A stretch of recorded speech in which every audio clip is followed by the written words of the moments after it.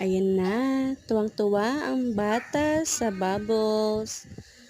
Ayan, naglalaro sila ng bubbles ng kanyang kuya. Ayan. Dandan naman sa bubbles, sa sabon, kaya madulas yan.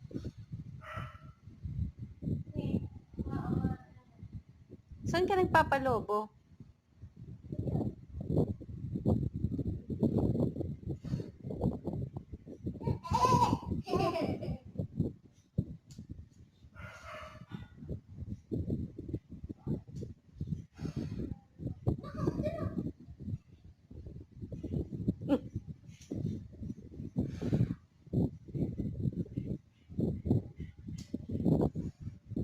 Ba't sa lapag?